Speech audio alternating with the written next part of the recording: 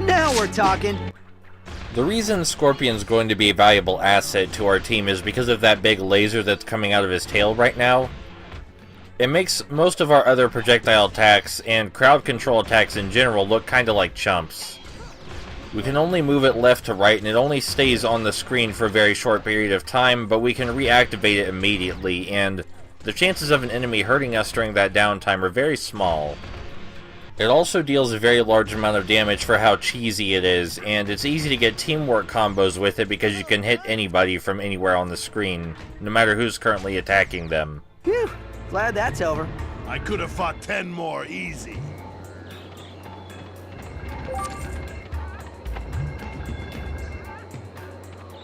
Wow, look at that view from here.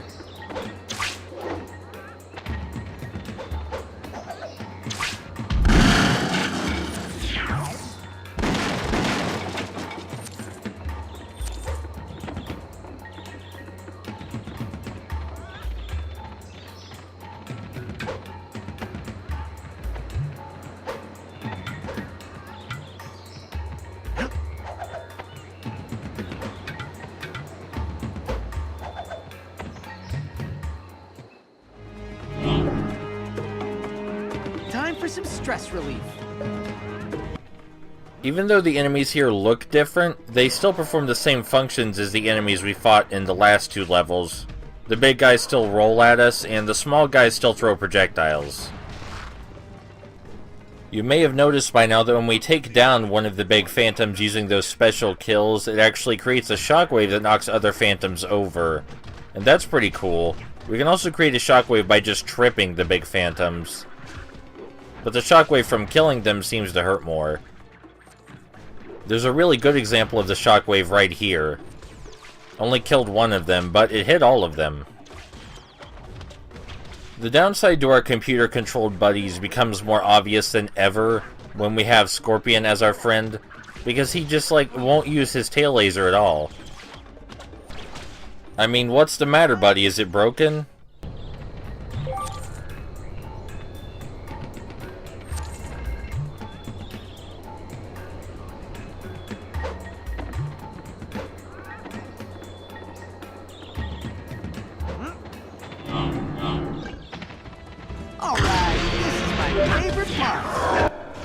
Sometimes when playing as the Scorpion, you might find your tail laser clipping on geometry that doesn't exist.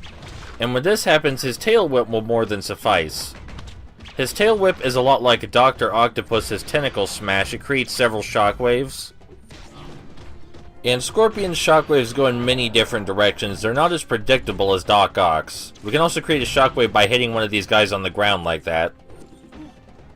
A more controlled shockwave, I mean. Very useful. So a quick recap, his tail whip is useful when your laser isn't working, and you should really only use the tail whip up close because the shockwaves are unpredictable.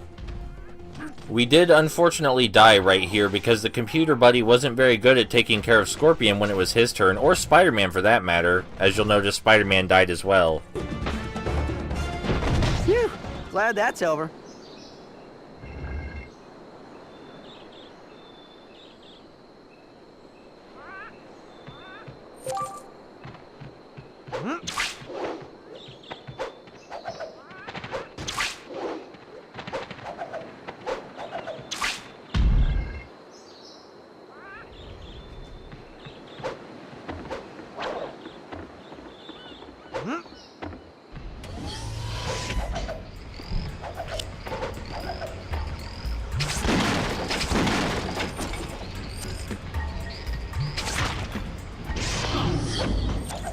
Phantoms! I'm gonna sting them! In spite of Scorpion's quip about stinging the phantoms, I'm almost positive it's physically impossible to do that unless he means with the laser, in which case he can sting to his heart's content. The levels, by the way, do seem to steadily be getting longer, not by much yet. We are going to consistently keep upgrading Spidey's toughness and strength, and that should make it go faster, even when we're not playing as Scorpion.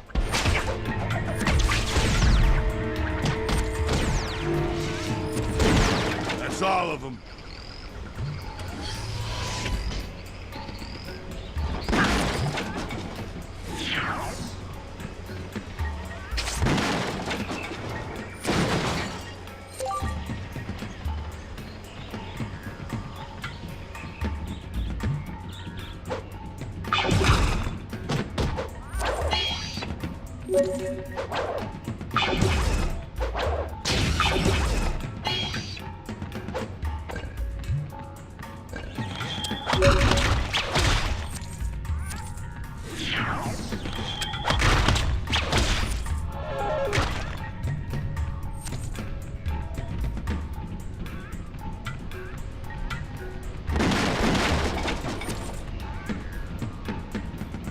You'd better believe my spider sense is tingling.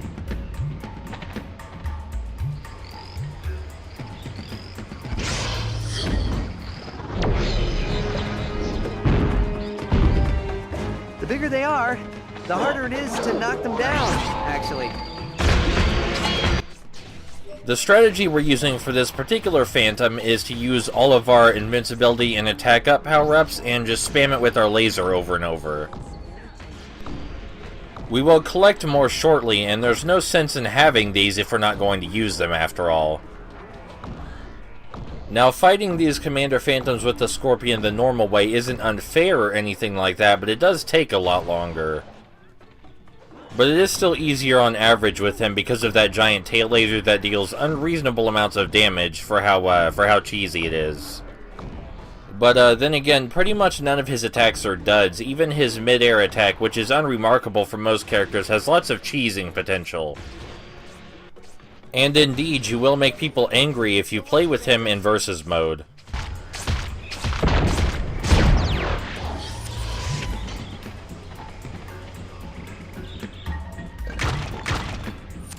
Get ready. There's something coming.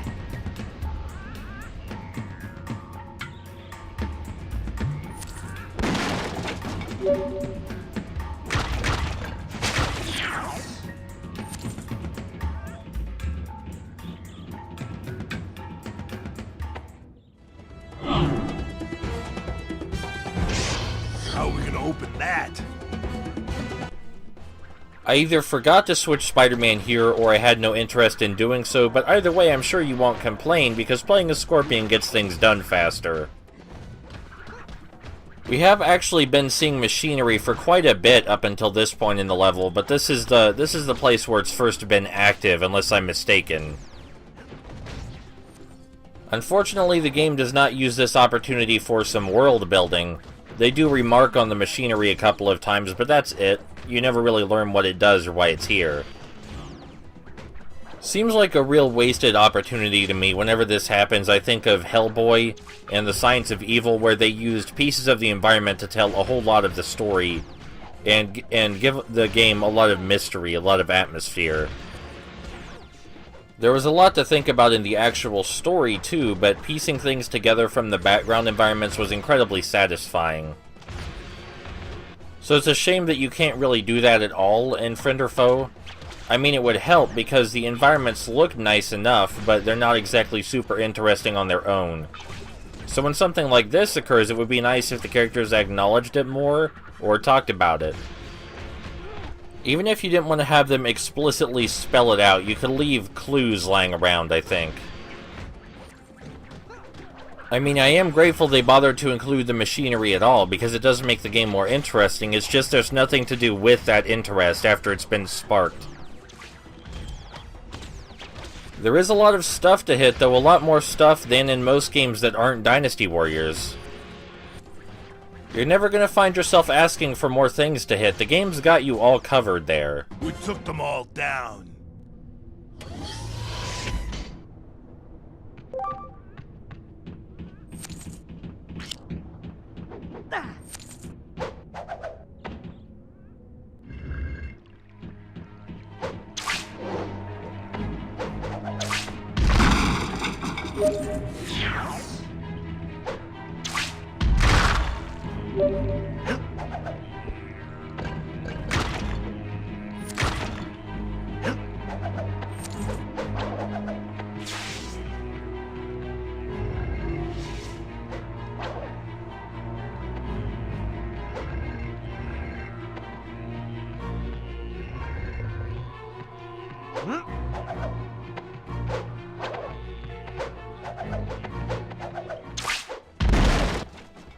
That blue container over there explodes, just like the green ones we saw in the last level. Or was it the level? But it doesn't matter. They explode, but they also freeze the enemies, unlike the green containers.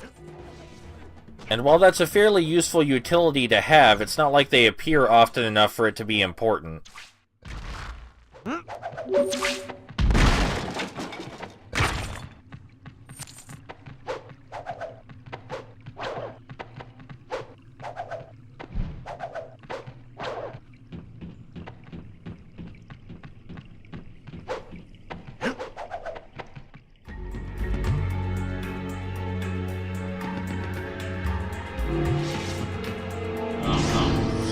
Spider-Man, heads up! We were lucky enough this time to be blessed with both a green and blue container, but neither are as good as our tail laser. Still, the containers usually get activated in the heat of battle either way. I suppose another weird issue with the explosive containers is that if you were going to use them, you might want to save them for a specific enemy. But none of the enemies are difficult enough on their own for you to worry about that sort of thing. Maybe I should just take them at face value as a way to break up the combat a little bit, make it a bit more varied. Because it does that if you use them. You know, the keystones have not been as well hidden as I recall from the last time I played this game. I remember them being more difficult to find, but we found them all consistently so far.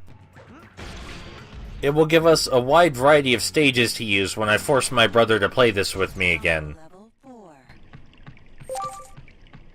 Keystone activated.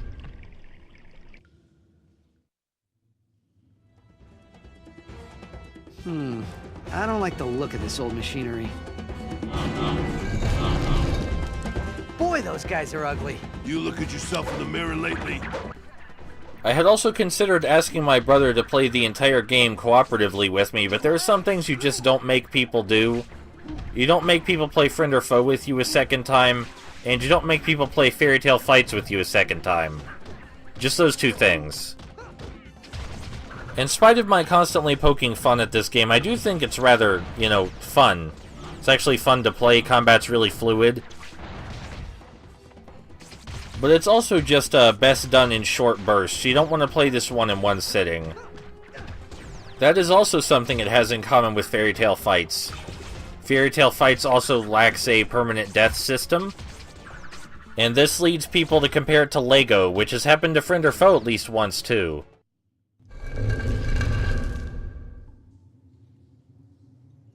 New Versus Arena acquired.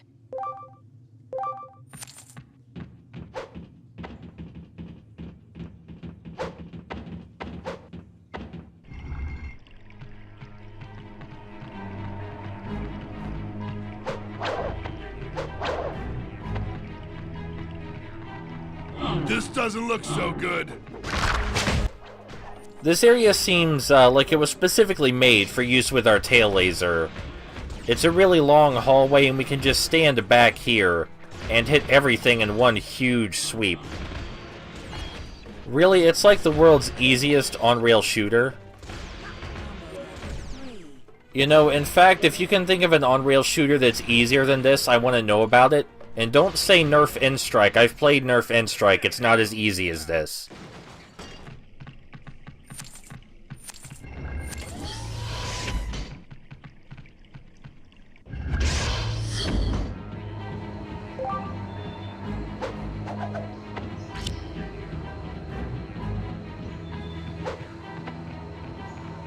Smash them all! I really like this room, and I'm sure it's easy to tell why. It's because there are a lot of pits. Any room where I can throw bad guys into pits, that's a plus for me. But there is another strategy that works just as well, where we could stand on the left or right platforms and make enemies jump at us, and then shoot them while they're in the air so they fall into the water. That's pretty funny. This is the last room before the final challenge of the level, and this game is made for cheesing, so there's not a whole lot of pride I can take in cheesing the final challenge when we get there, but it was still fun to do. Hey, Cool. Let's get a move on.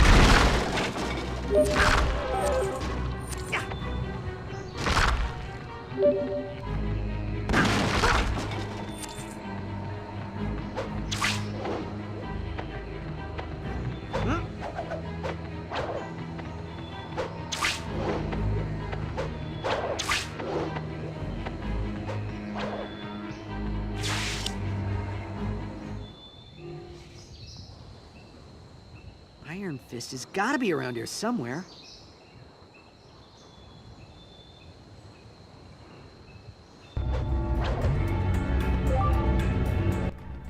So how we'll be cheesing this, the final challenge, is just that we'll be staying back in this hallway and, well, doing this. Because the hallway has such a narrow entrance, there's no way that any of the enemies will ever be able to reach us. So we can literally just sit here and wave our tail back and forth. I think this is a good demonstration of why Scorpion is probably the best character in the game. Unless I'm forgetting someone, but I don't think I am. This gameplay right here probably doesn't reflect positively on the game as a whole, but it's still fun. And even though I would definitely enjoy it less if there weren't Spider-Man in it, it would probably still be fun. And we are about to get Iron Fist, which means yet another new character, which that's going to be fun. I like Iron Fist. I find that times like this, when you're just moving your tail laser back and forth, give you a lot of chances to reflect on life.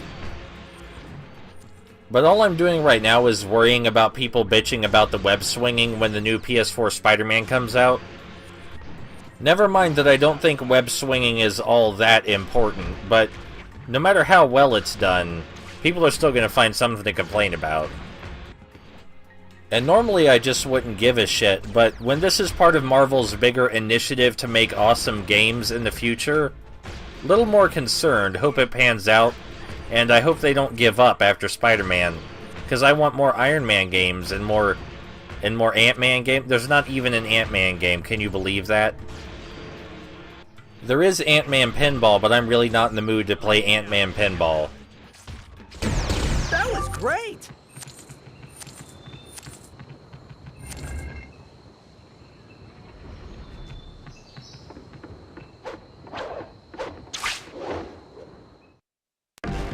Get away from me!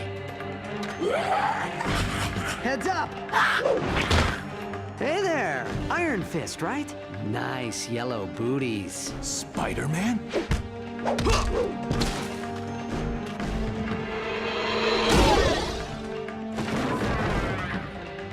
You got a problem with my boots? Well, Just kidding. I owe you one. If you ever need help, just ask.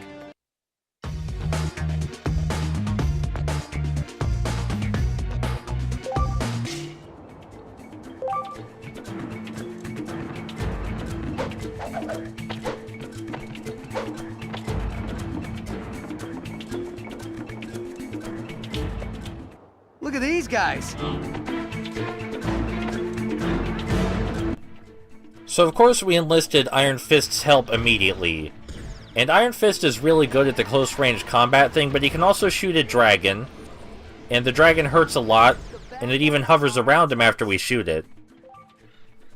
He can also shoot a completely separate projectile with just his square button. Doesn't seem to hurt as much, but it also doesn't scream. So if you're in the market for a projectile that doesn't scream when you shoot it, that might work out. I like that each level takes us through a vastly different area of the countries we visit, like we've been consistently climbing upward for the entirety of our stay on Tangaroa Islands. Anyway, this is, of course, the 4th level of this location, which means we will fight a boss at the end, and I actually rather like this one, too. Maybe more than the Scorpion one. This is amazing. I need to get out of New York more often.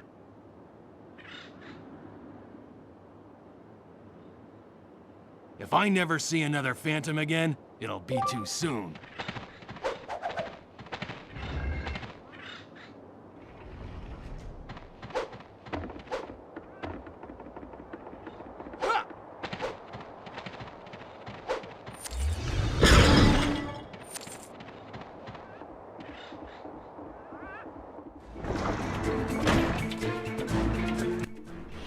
Fortunately for Iron Fist's low Phantom tolerance, we're only going to be using him for this level.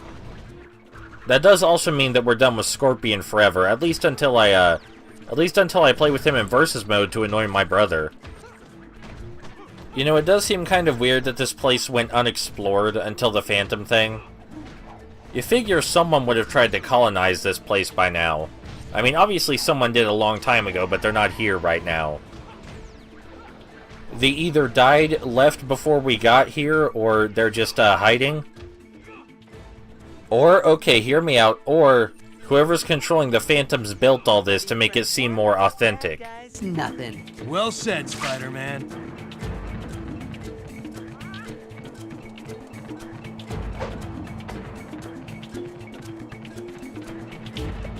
Rub 'em, Spidey! You know, I recall a review of this game where they just left the controller sitting down and let the Phantoms kill them over and over, and that was supposed to demonstrate that the game was bad or something. And that just seems kind of weird. Surely, if you were curious about whether dying did anything, you could just jump off the cliff over and over. And if you were already aware that dying did nothing, then putting that part in your review just comes across as overkill. It's not like the point of the game is to be hard or challenging.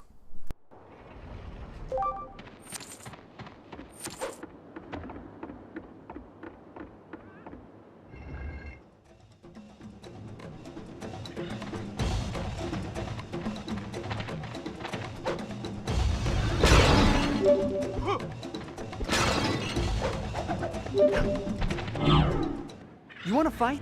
Come get it.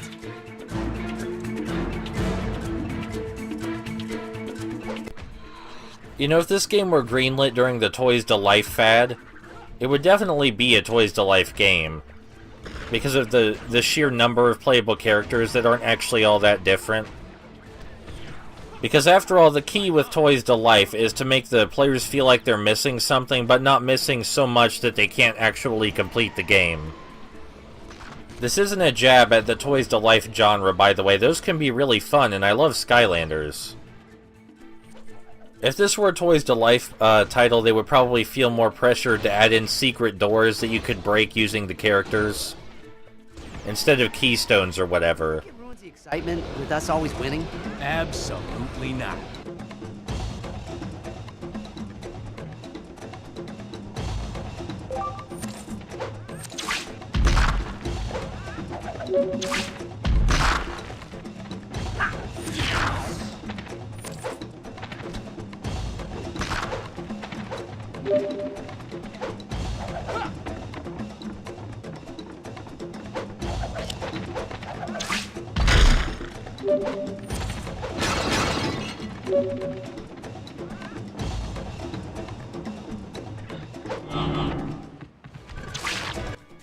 Is it too off-topic to talk about the Kamen Rider Toys to Life game? Because obviously I'm running out of things to talk about this level, alright? And I tried to make a gentle transition into Toys to Life. But it wasn't so gentle, and now I'm running into a moral decision here. Man, it feels good to be a superhero. It isn't bad, is it?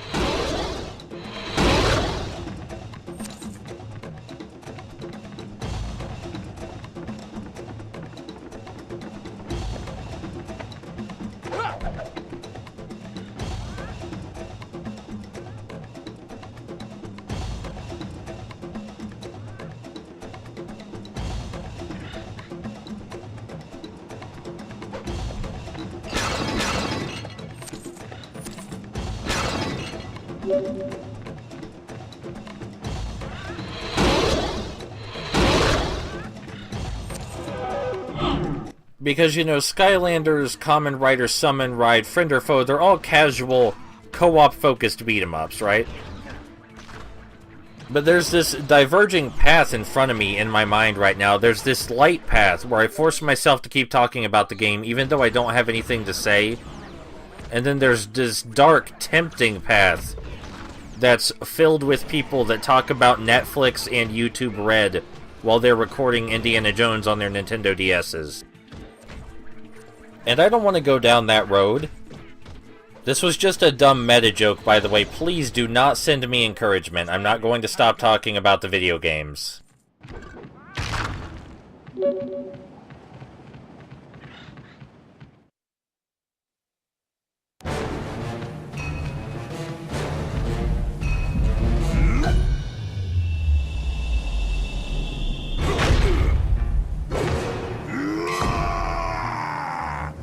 First Scorpion and now Rhino. Well, starting to scrape the bottom of the old villain barrel, eh? Who's next? Hypno Hustler? I'll hypno hustle you.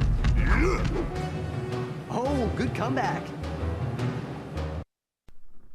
I could relate to Spidey's sense of humor right there. Rhino has a couple of attacks. He can pound the ground to make rocks fall down, and he can pound the ground to make shockwaves come out. But after we piss him off by throwing one of his rocks at him, he charges at us, and we can electrify him by jumping when he gets close to one of these poles. This is in clear reference to the fight against Rhino in Spider-Man 2000, which isn't a bad thing to make a reference to. Anyway, even if Rhino doesn't get pissed off by one of these rocks being thrown at him, he does do a smaller charge, and you can use that. You just have to be quicker about it. Much quicker, actually. Hold still so I can mop one. The only big change during this leg of the fight is that Rhino now uses more focused shockwaves. But we can avoid those by, get this, standing right here. No matter how many he unleashes, they won't hit us over here. Seems like a bit of an oversight. But now you'll also get to see him use that quicker charge I was talking about. A lot more difficult, this one. Still doable when you figure out the timing, though. When he does decide to use the rocks, though, that's always preferable, because not only do the rocks hurt him, but again, they make him use a much easier charge. Presumably because he's angry, like I said. The thing I like most about this boss fight is that even though it's pattern-based, there's a lot of variations in the patterns.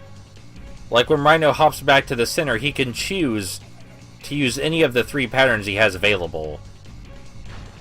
And there's also 2 kinds of different charges, as we've discussed, so it doesn't feel limited, even though the boss fight is limited. Does that make sense? I don't care. He's really fun to play as, too, whenever you unlock him, so that only helps. I wonder if Iron Fist has ever met Rhino, and if he hasn't met Rhino before, do you think he thinks Rhino might be a bit off? The entire Marvel universe is weird, but depending on which superhero you ask, there are varying levels of weirdness available. All you gotta do is find the one that's right for you personally.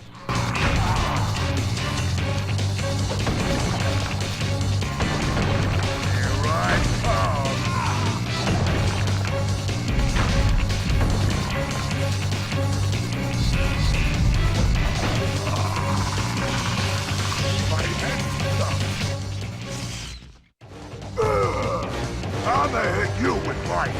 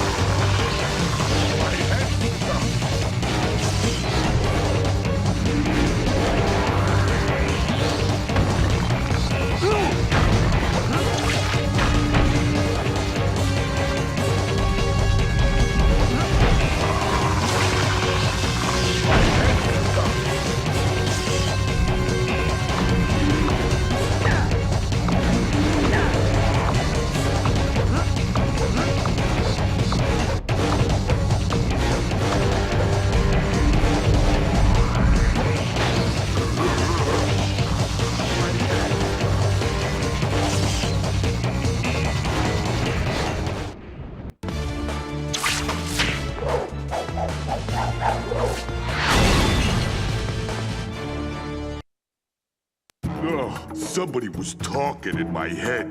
Know who it was? I want to bop 'em one. Sorry, can't help. I've got enough psychopath sidekicks as it is. Aw, come on. All right, come on. We're headed to Egypt next. Egypt? What's a Egypt?